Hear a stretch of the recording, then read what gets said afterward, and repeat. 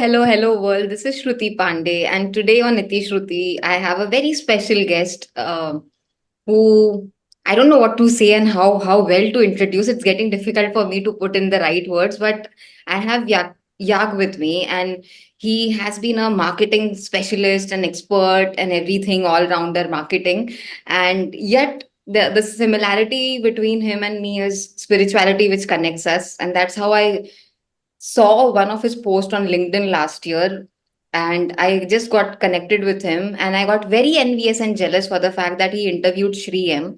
No bias or no attachment towards anything, but it's just that I got envious for the fact कि किसी spiritual leader से इन्होंने बात की, and that's how we have been in touch. And I'm so happy for you, your journey of spirituality, your journey of entrepreneurship, and your just journey of being human on this planet, yeah. So thank you so much for being a guest on this podcast. It really means a lot to me. Hey Shruti, thank you so much for having me. It's fun, and I've been very excited to be connected with you for quite a while. And today it's an opportunity for us to explore the conversation further. And thank you for having me. Thank you. So, without wasting any time, since I gave that thing at the start, and it's not about, the publicity or anything of anybody, but just a honest question to you. How was that experience of interviewing Shri M or a spiritual leader when you come across a person who apparently knows it all? How was it like to interview him? It was amazing. So the backstory goes that I tried to reach out to him for probably 2+ years before I actually ended up meeting him in person. So the first time it was probably around the COVID time while I read his book, and I didn't know how popular he was at that time. I was probably naive, and I reached out to their team via email and asked if I can meet him one to one, and obviously got rejected. And then. I realized that in 2021 he was coming down to Ujjain for an event, and he was doing a satsang, and I had also applied for it. And of course, Ujjain is one of my favorite Jyotirlings of all the 12. It is the only Dakshinmukhi Jyotirling in India. So that got me excited. I want to go there, and I booked for this also. And then I again reached out to him. One of my friends, who apparently spoke to me during that time, he just mentioned this in the passing, saying that, "Hey, why don't you interview Shane?" He just said that out of the blue, and I was like, "Hey, I'm not sure. I tried once and I got rejected. Maybe it is not going to work." And he was like, "No, give it a shot again. Maybe if it's supposed to work now, it might, or at best you might hear a no, which is not a bad thing anyway." So I did it, and to my surprise, he said yes. And while I reached there, the beauty was in that place. It felt like about 10,000 people waiting for him to speak on stage, and me reaching out to some of the volunteers and informing that I'm here for this purpose. And then me being taken to one of the rooms, and it felt like seeing a superstar backdoors and getting entry into their room, and going there, meeting him, doing a namaskaram to him, and then he even pulled my leg several times, and we had fun and then recorded this session. Everything went in a flow. I had prepared my questions, but many of the things kind of came on the flow. There are certain things that I filtered in my head, which I thought, it doesn't make sense because he had covered most of the things even before I had asked. So it was such a beautiful experience, and probably one of the biggest honors of my life to meet a yogi who has seen Sri Guru Babaji, who has directly been a disciple of Maheshwarnath Babaji, and it's amazing to meet a person like him. Right. I genuinely feel like asking you something at this point, and I don't want to put you on the spot because, I know it's a very difficult question, but when you or I or anybody who has that inclination towards, spirituality, or I call it the crazy ones like us, like I personally feel it's so difficult to, be in the world where we are supposed to be having hefty salary checks and a great title and the job. Like, how do you manage that? I really feel like asking you, like, what? It's so difficult. I mean, when I'm in that world, I want to live in that spirituality world because it's no two worlds, right? It's the same world in this world, but it's so difficult for me to get back to, all the be the corporate wala person, be this person. I hope you're trying to getting my question. I don't even I know. 100% get where you're coming from. And In fact, it so happened that I was once in Rishikesh just after a trek, and it so happened that I had rented a bike and I was going around, and I went to this place called Moni Baba Cave. There used to be a Moni Baba in the outskirts of Rishikesh several decades ago. Of course, he's not there anymore. But when I went to that cave and walked into the raw forest, and there was one Babaji sitting there alone, and I just went in. I asked him, "Hey, if I can, talk to you for a few minutes." And he was kind enough to say yes. And he took me into a hut next door, and we sat and he spoke to me for an hour. And in fact, in that journey, he specifically mentioned the answer to this question. He mentioned that the purpose is do you think that me sitting in this cave all alone and I don't have any disturbances in my spiritual path? Of course, I do have my own things that come and bother me, things that disturb me. So while those things happen in your journey, what you need to focus is that you need to understand. This was his answer, not mine. So I was saying you need to understand that what is happening is your focus is spirituality. That is your major goal, but you cannot run away from the responsibilities that you have already taken up, and you have to cater to that. Otherwise, you have to come back again and again until you Yes. completely resolve this karma. So that is fundamentally important. So he said, while the goal is spirituality, think of everything that you're doing materialistically is in a way to aid that and support that, and also in the seva of your devata directly. So that way, it doesn't seem like these two things are separately broken. Yes, it's easier said than done. It takes a lot of time for you to integrate that into your real life. But that is one thing that stuck with me, because this is the question that I've carried for a long time in my head as well. So yeah, ultimately, I would say once this becomes clearer, your priorities in life would change, and you would say that, hey, if that is my goal, then let me take up a kind of a job that will give me enough time towards that. I'll take up a kind of family and responsibilities that will not be an obstruction to do this, or anything and everything that you pick up. You make this the center of what you want to do, and also understand that in this world there are certain fundamentals that you have to do to survive and to aid that. So a balance naturally can happen, but the thing is you have to always have this at the back of the mind, but this is the purpose and this is how I want to structure my life around it. Wow. How beautifully answered. Like, I mean, when if supposedly people like us are listening to this conversation, I know that question would be with so many of us. So when I have gotten a guest like you, why not ask it, right? I just was trying to make the best of it for them and for myself, because it's, I think, a very common question for people who are trying to attain something spiritual or thinking about spirituality or whatever you may call it. But because sooner or later, I think everybody tends to go to his or her father and mother, right? I see that as that way. It's really about that. So um like, Again, I'm no expert. I'm just relaying the answer that I've got, and I have not mastered this even one bit. So we are all in the journey towards that. So let me put that disclaimer. yeah, you're too kind to say that, but yes, we are all on this journey together. So, let me ask you about another journey of yours. Like, you have parallel journeys, I feel. I think so, most of us do. So, you have been in the profession, you have mastered your marketing and everything, and then you decided to, start something of your own. What really propelled you, or excited you to do that? Well, first of all, I should say that in the journey, I realized that probably I'm still not sure if that was the right thing to do, because everybody's journey is different. In my case, I realized that in the previous company that I was working, I was probably working about 16 hours a day, in the sense that I used to, of course, it's not that I worked the entire day. My job was remote. I used to work from India. The company was in the US. So I used to work in the morning. My meetings used to happen in the night. I used to take some breaks in the afternoon for my personal stuff and all. And of course, some family responsibilities, errands, and all those stuff. And in that journey, I thought, okay, maybe if I do something of my own, maybe I'll be able to manage my time a little better.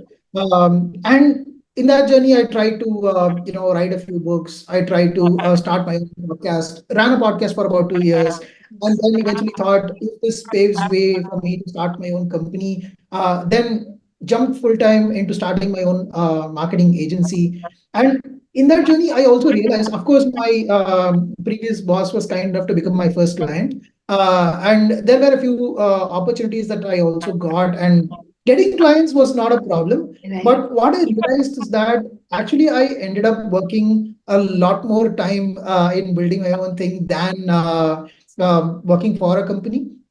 And in that journey, what I also realized is that I was going away from my fundamental goal of staying grounded to the spiritual path, because the back of my mind, I was always thinking, how do I put food on the table? Even going to a nearby grocery shop, I would think, okay, this is the only balance that I have for this month. I'm not going to get paid on this one because of these cycles. So let's be conscious of that. And it was taking me away. So at some point, I realized that while all those things are nice and glorified to talk on LinkedIn, maybe that's not what I want to really do.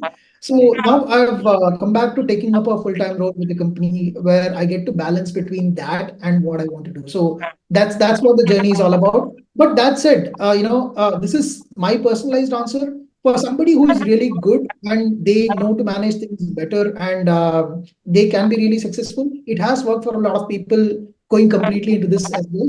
So I would say there is no one right answer to this. It is about what is that somebody wants to specifically do in their life, Hmm. and what excites them, and what they get pulled into from the core of their heart. Oh man. Wow. You're talking about such difficult things with such an ease. I don't even feel like adding a word to it because it's basically about what works for you. Like, it doesn't matter if it's spirituality or work or whatever, what works for you, as in whoever is listening, like just do that. It's so much better. You will have to find your way. But let me ask you something more, because you very transparently gave me that answer of, you were trying a couple of things, podcast, this, that, and then you entered into your agency and everything. Do you think moonlighting, whatever they call it these days, and it's like such a blacklisted word for, employers wanting to become employees, sorry, employees wanting to become employers, sorry, but is it like, it's better to try something on the sidelines and getting started? Like, I don't know how to ask you this aptly, because maybe you tried something or you're still trying something, but can you help people understand that concept of, should we, try something as a side hustle, maybe, or moonlighting, or whatever that is called, whatever suits Yeah. you. You can let me know what worked for you and if it works for others also. Do you have a Yeah. solution around that way? Right. So that's a great question. Of course, again, goes back to the same theme of you trying to do what works for you. So in my case, the way I would say is that you can look at it in different perspectives. One is you can look at your side hustle as a way to feed your thirst of understanding the domain more, or you can look at it from the perspective of you putting down as a base to build a career full time in that direction. Anything can be a goal. For example, the very first time when I started the ABM Conversations podcast, I ran about 150 episodes. At that point, my only goal with that was I thought about it this way. Like I wanted to learn from the best marketers in the world. So I wanted to talk to people like Seth Godin, Guy Kamasaki, David Cancel, and all of them. And so it's a very probably Indian hacky way to think about it. I was like, if I'm going to hire any of these people, I'm going to probably pay thousands of dollars for an hour, which is far from affordable for me. So I was like, what do I do? And with that in perspective, I thought, let me start a podcast.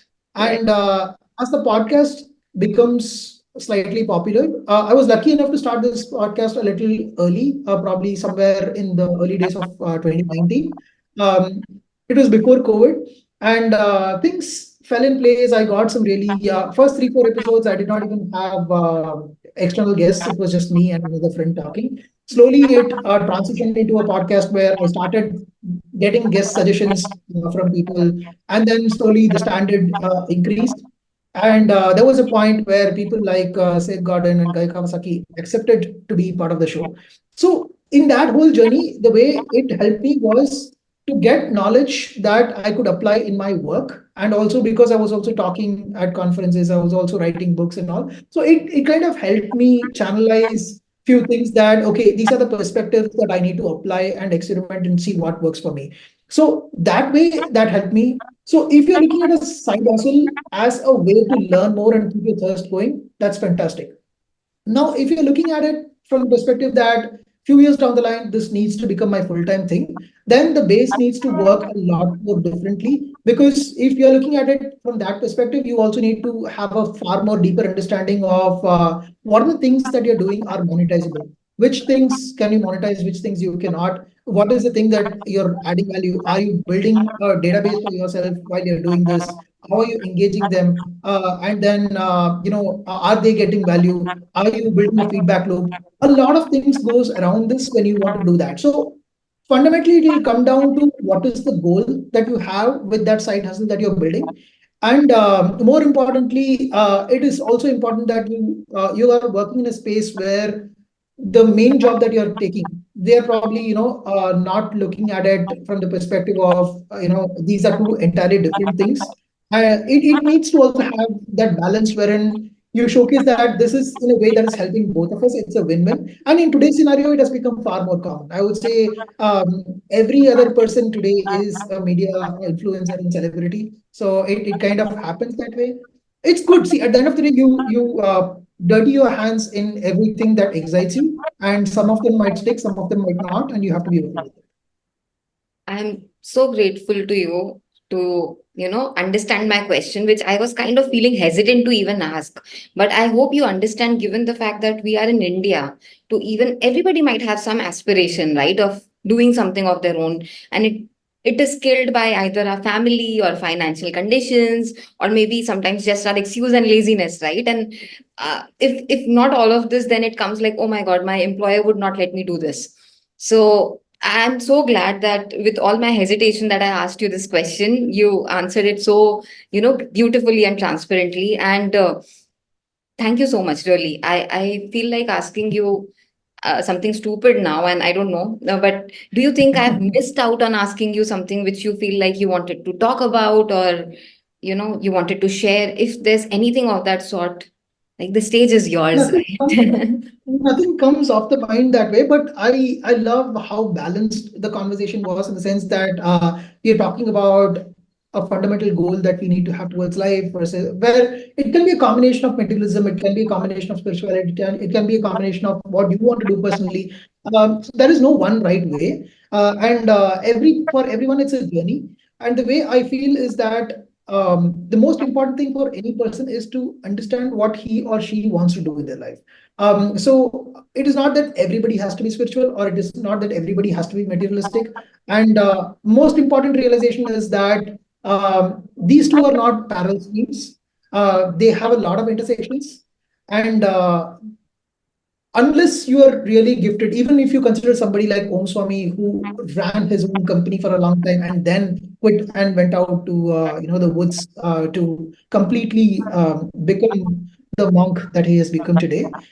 Even for that person to be able to survive, he still had to have some funds during that period. So you have to be realistic about the perspectives and the things that how life works, how the world works, and you have to build your trajectory within that so that it's as frictionless as possible. Otherwise, you're always going to feel that you are an outlier.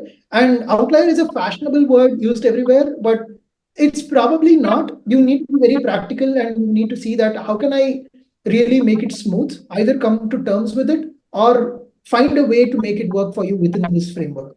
Again, I mean, like you said something before, it looks very glossier and fancy when it's put on LinkedIn, but when you have to be an outlier or you choose to be one, it's so difficult.